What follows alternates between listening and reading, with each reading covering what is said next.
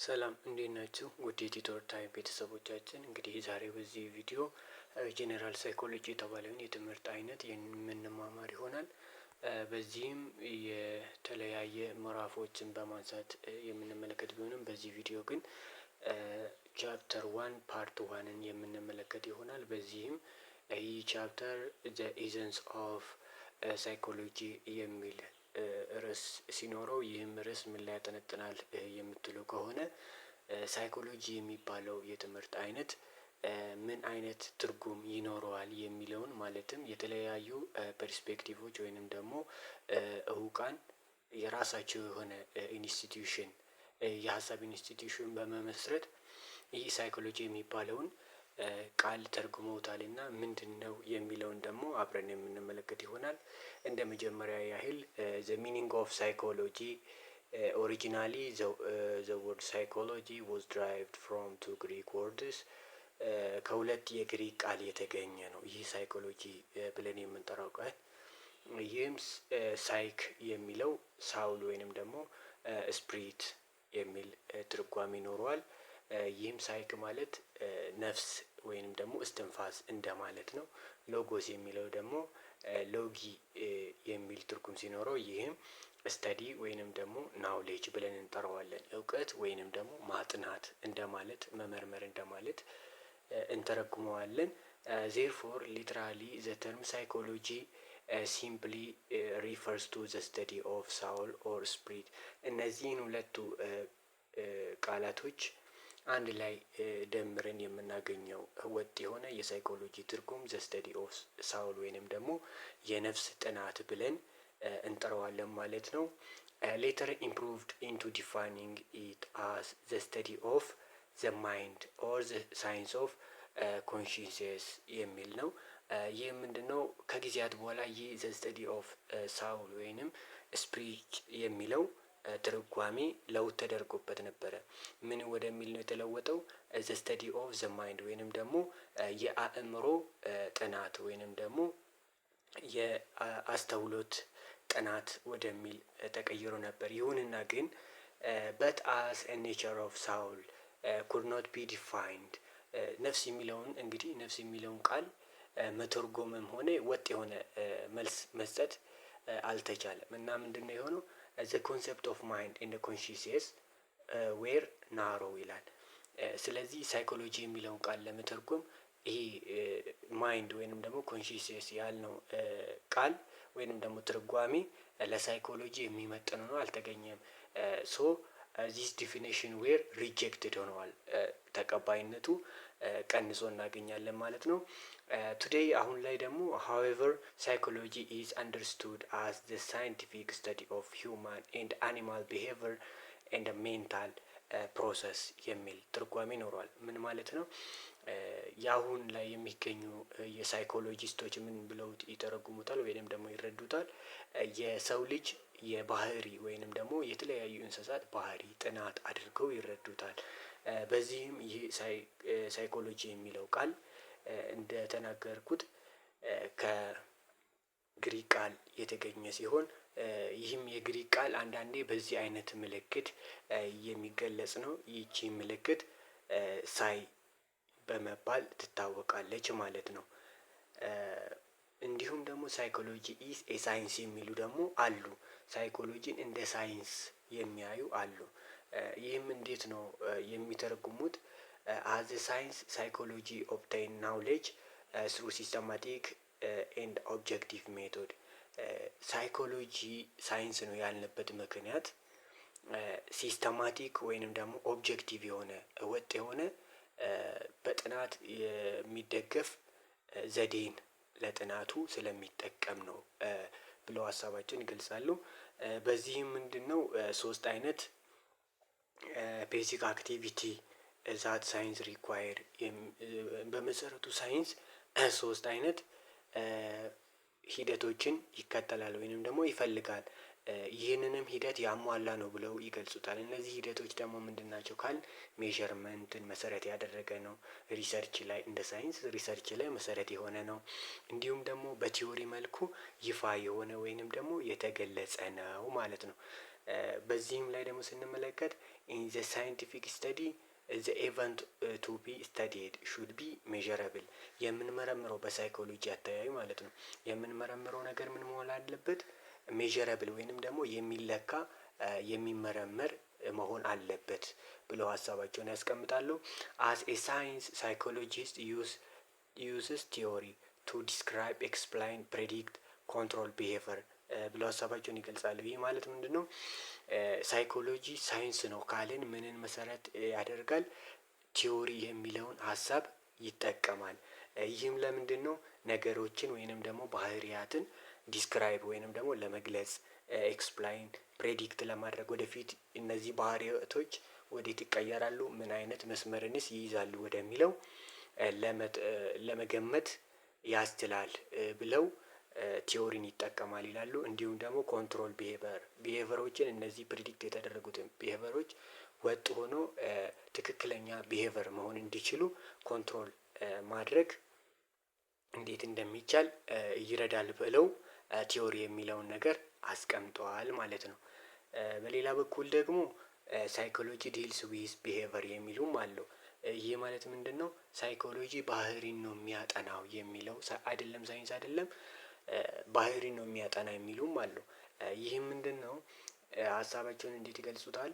ቢሄቨር ኢዝ ኤኒ አክቲቪቲ አን አኒማል ዳስ ዊች ኩድ ቢ ኦቨርት ኦብዘርቨብል የምንለው ኦቨርት፣ ኮቨርት የሆነ ደግሞ አንኦብዘርቨብል።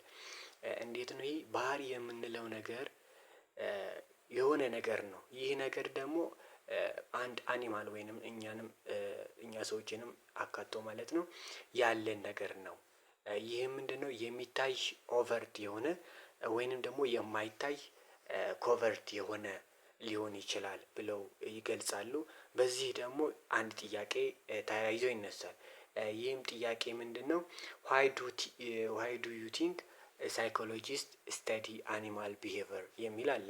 ለምንድን ነው እነዚህ ሳይኮሎጂስቶች ስለ አኒማል ቢሄቨር ላይ ትኩረት ያደርጋል ሳይኮሎጂ ብለው የተናገሩት ወደሚለው ስንመጣ ደግሞ ሳይኮሎጂ ኢዝ ኢንተረስትድ ኢን ዘ ስተዲንግ አኒማል ቢሄቨር ፎር ዘ ፎሎዊንግ ሪዝን ብለው ሀሳባቸውን ያነሳሉ።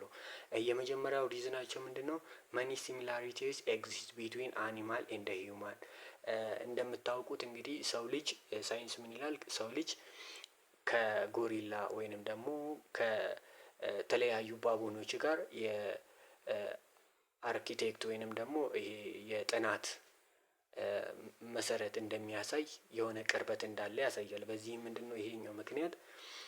አኒማልና የሰው ልጅ የሆነ የሚያመሳስላቸው ነገሮች ስላሉ ነው ሳይኮሎጂ ስተዲ ኦፍ አኒማል ቢሄቨር ያል ነው ብለው ሀሳባቸውን ይገልጻሉ እነዚህ ሳይኮሎጂስቶች። ሁለተኛው ምክንያታቸው ደግሞ ኢት ዊል ቢ አንኢቲካል ቱ ስተዲ ሂውማን ቢንግስ ኢን ኤ ኮንትሮልድ ላቦራቶሪ ሲቹዌሽን ብለው ይገልጻሉ። ለምሳሌ አሁን ሰው ልጅ በላቦራቶሪ መመረት ይችላል፣ የሚያመርቱ ሀገሮችም ሊኖሩ እንደሚችሉ።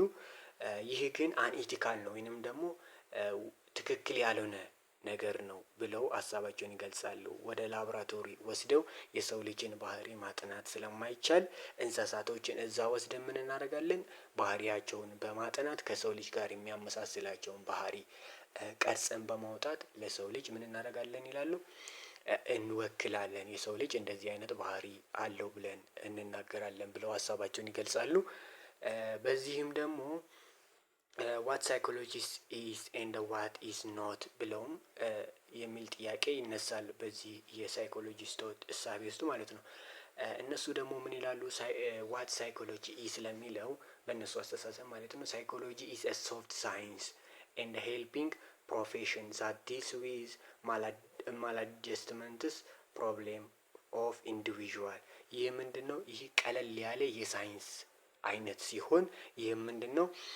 ሄልፒንግ ፕሮፌሽንስ ወይንም ደግሞ የተለያዩ ዓለም አቀፋዊ ወይንም ደግሞ ታዋቂ የሆነ ነገርን ባህሪን ምን ያደርጋል? ይረዳል። ምን ለማድረግ? ዲልስ ዊዝ ማላጀስትመንትስ ፕሮብሌም ፎር ኢንዲቪዥዋል። አንድን ግለሰብ የሚገጥመውን ችግር ምን ያደርጋል? ለመፍታት ይረዳል፣ ሄልፕ ያደርጋል ብለው ሀሳባቸውን ይገልጻሉ። ሳይኮሎጂ ኢዝ ኮንሰርንድ ፓርቲኩላርሊ with the investigation of individual behavior. Usually it is question are individual related.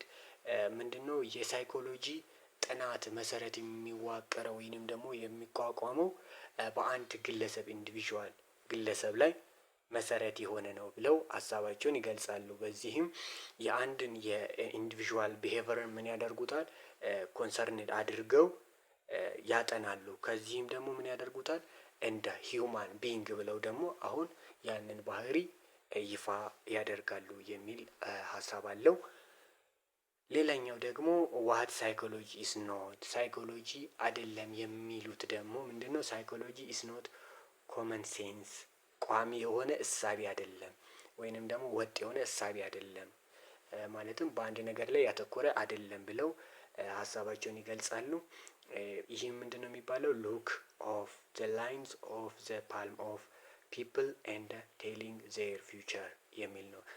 ምንም ያህል እንኳን ሳይኮሎጂ ፕሬዲክት የማድረግ ባህሪ ቢኖረውም ምን አይደለም ኮመን ሴንስ ፓልሚስትሪ የተቋቋመ አይደለም ብለው ሀሳባቸውን ይገልጻሉ። ኤንድ ሳይኮሎጂብል ቤሲዶ ሳይንስ ብለውትም ደግሞ ይጠራል እንጂ ብለው ይተረጉሙታል ማለት ነው። ኢት ኢዝ ኖት ኤ ቦዲ ኦፍ ናውሌጅ ስሩ ኢንቱዊሽን ወይንም ደግሞ ናዊንግ ቲንግስ ዊዝአውት ፕሩፍ ኦር ኤቪደንሲ። ምንድነው ሳይኮሎጂ ብለን የምንተረጉመው ነገር የእውቀት አካል ሳይሆን ራሱ እውቀት ነው ብለው ይተረጉሙታል። የእውቀት አካል አይደለም ብለው ሲናገሩ ደግሞ ምንድነው ናዊንግ ቲንግስ ዊዛውት ፕሩፍ ኦር ኤቪደንሲ። ምክንያቱም ሳይኮሎጂ ይህ ሳይንስ ነው ካልን ምንድነው በኤቪደንስ እና በፕሩፍ በተደረጉ ነገሮች ላይ መሰረት ያደረገ እንጂ ዊዝአውታቸው ሊሆን አይችልም ወይንም ደግሞ ገስ የሚነገር ነገር አይደለም ብለው ይገልጹታል። ሳይኮሎጂስትስ አር ኖት ኢንዲቪዥዋል ሁ ትራዲሽናሊ ዲስፔንስ ኦር ጊቭ አድቫይስ። ሳይኮሎጂስት ብለን የምንጠራቸው የሳይኮሎጂ ሳይንቲስቶች ወይንም ደግሞ እውቃን ምን አይደሉም ዝም ብለው ምክርን የሚሰጡ ወይንም ደግሞ የሚመክሩ አይደሉም ብለው ይገልጻል ማለት ነው ይህ ሀሳብ። በሌላኛው ሜን ፖይንታችን ደግሞ ጎል ኦፍ ሳይኮሎጂ ሳይኮሎጂ የተመሰረተበት አላማ ምንድን ነው የሚለውን ስንመለከት ዲስክራይቢንግ ቢሄቨር የሚል የመጀመሪያው ጎል ወይንም ደግሞ ግብ ይሆናል ማለት ነው። ይህም እንዴት ነው የምንተረጉመው ዘ ፈርስት ጎል ኢዝ ቱ ኦብዘርቭ ኤንድ ዲፋይኒንግ ዘ ቢሄቨር ኦፍ ኢንዲቪዥዋል የሚል ነው። ይህ ምንድነው አንድን ቢሄቨር መጀመሪያ ላይ ማየት እና ይህ ቢሄቨር ምን እንደሆነ እና ዋት ሀፕንስ ማለት እንዴት ነው ምንድነው የተፈጠረው የሚለውን ነገር የምንተረጉምበት የመጀመሪያው ጎል ይሆናል። ለምሳሌ ሞጁላችሁ ምን ይላል አንድን ተማሪ ይወስዳል እናም በክላስ ውስጥ ያልሆነ ወጥ የሆነ ባህሪን ታሳያለች ብሎ ያነሳልና ምንድነው የተፈጠረ ብንል እዚህ ዲስክራይቢንግ ቢሄቨር ጎል ኦፍ ሳይኮሎጂ ላይ ይቺ ልጅ ለምንድነው ወጥ የሆነ ወይንም ደግሞ ልክ ያልሆነ ባህሪ የምታሳየው የሚለውን ወይንም ደግሞ ወጥ የሆነ ባህሪዋ ምንድነው የሚለውን የምናገኝበት ዲስክራይብ ቢሄቨር የሚባል ጎል ኦፍ ሳይኮሎጂ ላይ ነው። ኤክስፕላይኒንግ ቢሄቨር የሚባል ደግሞ ሁለተኛው ጎል ኦፍ ሳይኮሎጂ ሲሆን ይህም ጎል ኦፍ ሳይኮሎጂ ምንድነው ዋይ ዲድ ዘ ኢንዲቪዥዋል ዱ ዋት ሄር ኦር ሺ ዲድ ይህንን ነገር ለምን አደረገች ዋይ የሚለውን የምንመልስበት ጎል ኦፍ ሳይኮሎጂ ሲሆን ለምሳሌ እቺ ልጅ ለምንድነው ይሄንን ነገር የምታደርገው የሚለውን ለምሳሌ ይቺ ልጅ እንዴት ልንተረጉማት እንችላለን የቤተሰብ ጫና ሊኖርባት ይችላል የጓደኛ ጫና እንዲሁም ደግሞ የጤና እክል ሊኖርባት ይችላል ብለን የምንገምትበት ይሄኛው የቢሄቨር ኤክስፕላይኒንግ ጎል ኦፍ ሳይኮሎጂ አንዱ ጎል ሲሆን ጀስቲፋይ ዋይ ዘ ቢሄቨር ኢስ ሀፕንድ የሚለው ደግሞ ሜን ፖይንቱ ኤክስፕላይኒንግ ቢሄቨር ላይ ሜን ፖይንቱ ሆኖ እናገኛለን ማለት ነው። ሶስተኛውን ስንመለከት ፕሬዲክቲንግ ቢሄቨር ይህ ደግሞ እንዴት ነው የምንተረጉመው ስፔኩሌት ዋት ዊል ሀፕን ኢን ዘ ፊውቸር ኤንድ ዋት ዘ ፊውቸር ዊል ብሪንግ አባውት የወደፊት ሁኔታዋ ለምሳሌ ይቺን ተማሪ አሁን የጠቀስኩላችሁን ምን ይመስላል፣ ምን መሆን ትችላለች የሚለውን በጊዜ ኮንትሮል የማይሆን ከሆነ ምን ይሆናል የሚለውን ነገር የምንገምትበት። ለምሳሌ እንዴት ብለን ነው የምንገምተው? ይቺ ልጅ የአእምሮ እክል ሊደርስባት ይችላል፣ ትምህርቷንም ልታቋርጥ ትችላለች። ትምህርቷንም በማቋረጣው የማይሆን የህይወት መንገድ ላይ ልትወድቅ ትችላለች ብለን ዲፋይን የምናደርግ ይሆናል ማለት ነው። ዘ ቤስት ፕሬዲክተር ኦር ፊውቸር ቢሄቨር ኢዝ ፓስት ቢሄቨር ብለው ደግሞ ሳይኮሎጂስት ይህንን ፕሬዲክቲንግ ቢሄቨር ጎል ኦፍ ሳይኮሎጂን ዲፋይን ያደርጉታል ማለት ነው። አራተኛው እና የመጨረሻው ጎል ኦፍ ሳይኮሎጂ ደግሞ ምንድነው? ኮንትሮሊንግ ቢሄቨር የሚል ነው። ኮንትሮሊንግ ቢሄቨር የሚል ደግሞ ምንድነው? ኮንትሮል ኦቨር ዘ ፌኖሚና ኦር ዘ ኤቨንትስ ኦር ዘ ካራክተሪስቲክስ ኢትስ ወይንም ደግሞ የሚመሳሰሉ ነገሮችን ምንድነው የሁነቶችን የተለያዩ ባህሪያቶችን ኮንትሮል የምናደርግ የማድረግ አላማ ያለው ነው ሳይኮሎጂ። አንድ ሳይኮሎጂስት የታማሚውን ሲያገኝ ምን ያደርጋል? ባህሪውን ይረዳል፣ ያለፈችበትን መንገድ ሁሉ ይረዳና ምን ያደርጋል? መሄድ ያለባትንና ማድረግ ያለባትን ነገሮች ይወስንላታል ማለት ነው። በዚህም ሚኒማይዝ፣ ማክሲማይዝ፣ ሜንቴን ዘ ቢሄቨር የሚል ቅጽል ስም ያለው የጎል ኦፍ ሳይኮሎጂ ክፍል ሆኖ እናገኛለን ማለት ነው። ሂስቶሪካል ዲቨሎፕመንት ኦፍ ሳይኮሎጂ ወይንም ደግሞ እንዴት ነው ሳይኮሎጂ ወጥ ሆኖ አሁን ላይ የምናገኘው የሚለውን ስንመለከት ላይክ አዘር ሳይንስ ሳይኮሎጂ ሃዝ ኢቮልቭድ ኦቨር ታይም ከጊዜ በኋላ ነው እንደ ሌሎች የሳይንስ መዋቅር ወጥ ሆኖ መታየት የጀመረው የሚል ሀሳብ ይኖረዋል። ሳይኮሎጂ ሂስቶሪካል ሩትስ አር ፊሎሶፊ እንደ ፊዚዮሎጂ የሚል ከሚሉ መሰረታዊ የሳይንስ ክፍሎች ጋር ምንድነው ደማቸው ወይንም ደግሞ እሳቢያቸው ተመሳሳይ ነው ከፊሎሶፊ እና ከፊዚዮሎጂ ጋር ማለት ነው። ፊሎሶፊካል ስንመለከተው ደግሞ ሳይኮሎጂ ማለት ነው። ዘ ፊሎሶፊካል ሩትስ ኦፍ ሳይኮሎጂ ሪች ባክ ቱ ዘ ፊሎሶፈርስ ኦፍ አንሸንት ግሪስ ሞስት ኖታብሊ ሶክራተስ ኤንድ ሂዝ ፎሎወርስ። ፕላቶን ብንመለከት፣ አርስቶትልን ብንመለከት ምንድን ናቸው እነዚህ ፊሎሶፈሮች ከሳይኮሎጂ ሀሳብን ከመግለጽ ጋር የተያያዘ እሳቤን ያነሳሉ። በዚህም ምንድነው ሳይኮሎጂ ምን አለ እንለዋለን ሩቱ ከፊሎሶፊ ጋር ተያይዟል ብለን እናነሳለን ማለት ነው። they proved a variety of psychological questions like whether human rights are innate or product of experience የሚለውን ማለትም ምን ያደርጉታል እነዚህ ፊሎሶፈሮች ሳይኮሎጂካል ኩዌሽኖችን ለመመለስ ይሞክራሉ። እንዴት ነው የሚመልሱት?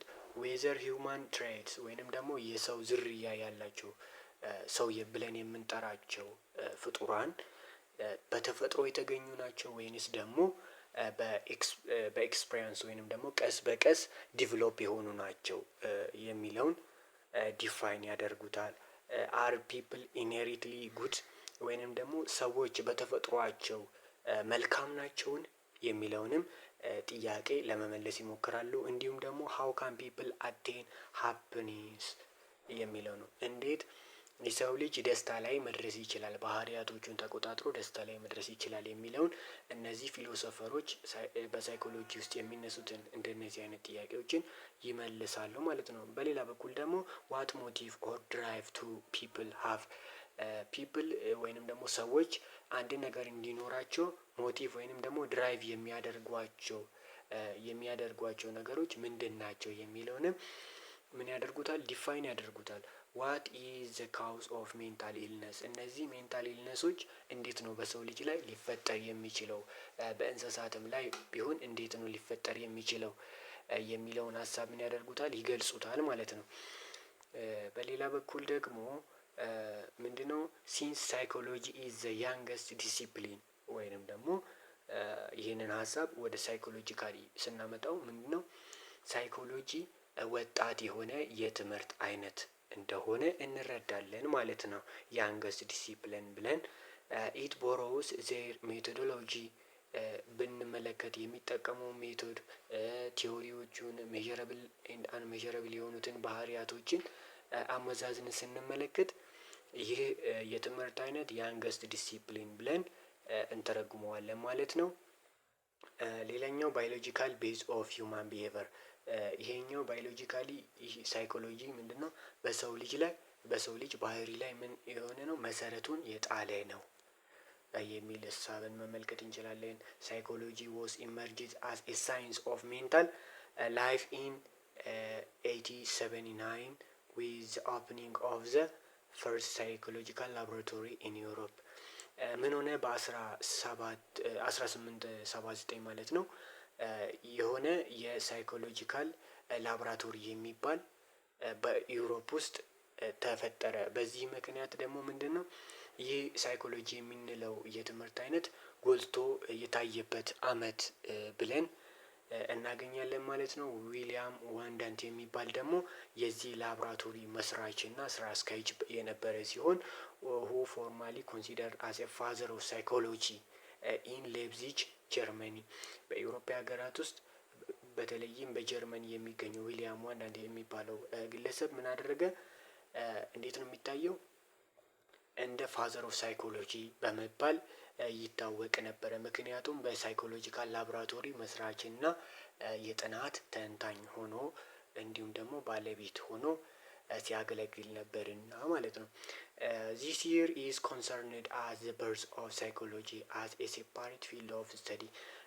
ይህ ሳይኮሎጂ የምንለው የትምህርት አይነት የራሱ የሆነ የጥናት ዘርፍ ያሳየበት አመት 1879 ሆኖ እናገኛለን ማለት ነው። በዚህም ሳይኮሎጂ የተወለደበት በ1879 ዓመተ ምህረት በሌፕዚግ ጀርመኒ በኢውሮፒያን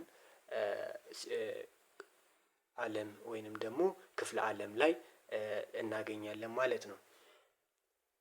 ከታሪኩ ደግሞ መለስ ስንል ይህንን ታሪክ ተከትለው ፐርስፔክቲቭ ኢን ሳይኮሎጂ የሚል ይሆናል። just after the separation of psychology from philosophy and physiology professionals were debating about ምንድነው? በዚህ መሰረት ሳይኮሎጂ ከፊሎሶፊ እና ከፊዚዮሎጂ ተለይተው የተለያዩ ሳይኮሎጂስቶች ምን ያደርጉታል? ዲፋይን ያደርጉታል። እንዴት ነው? ይከራከሩበታልም ማለት ነው። ይህም ምን ብለን እንጠራለን? ፐርስፔክቲቭ ኢን ሳይኮሎጂ ወይንም ደግሞ ስኩል ኦፍ ታውት ኢን ሳይኮሎጂ ብለን እንጠራለን። በምን ላይ ነው ሲከራከሩ የነበሩ እነዚህ ሳይኮሎጂስቶች? ከሳይኮሎጂን ከፊሎሶፊ እና ከፊዚዮሎጂ ለመለየት የሚለውን ስንመለከት ዋት ሳይኮሎጂ ሹድ ስተዲ ምን ያጥና፣ ምንድነው የሚያጠና የሚለውን ወይንም ደግሞ ዘ ሳብጀክት ማተር የሚለውን እሳቤ ምን ያደርጉታል? ያነሳሉ። በዚህም ላይ ይከራከራሉ ማለት ነው።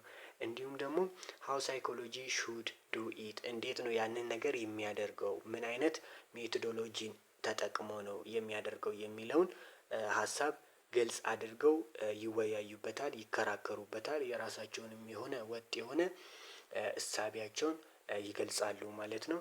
ዋት ካውስ ቢሄቨር የሚለውንስ ነገር ምንድነው እዚህ ከሳይኮሎጂ ጋር የሚያያይዘው ብለው ሀሳባቸውን ያነሳሉ። ዚስ ክሪቲካል አርጊመንትስ አሞንግ ስኮላርስ ኮንትሪቢዩት ፎር ዘ ኢመርጀንሲ ኦፍ ዲፍረንት ስኩል ኦፍ ታውት ኦር ፐርስፔክቲቭ ኢን ሳይኮሎጂ። ይህም ሶስቱ ማለትም ዋት ሳይኮሎጂ ሹድ ስተዲ፣ ሃው ሳይኮሎጂ ሹድ ዱ ኢት፣ ዋት ካውስስ ቢሄቨር በሚሉ በእነዚህ ሶስቱ እሳቤዎች ላይ በተመሰረተ ክርክር መሰረት ሳይኮሎጂ ብለን የምንጠራው የትምህርት አይነት አሁን ላይ ጎልቶና እድገቱ ወጣ ብሎ እንዲታይ አድርገዋል ማለት ነው። እንግዲህ በዚህ ክፍል ይህንን ያህል ብንመለከት በቀጣዩ ክፍል ደግሞ ይህንን ፐርስፔክቲቭ ኦፍ ሳይኮሎጂ ወይንም ደግሞ ስኩል ኦፍ ታውት ኢን ሳይኮሎጂ በሁለት ኢርሊ እና ሞደርን ብለን ከፋፍለን የምንመለከት ይሆናል ማለት ነው። እስከዛው ሰላም ቆዩን።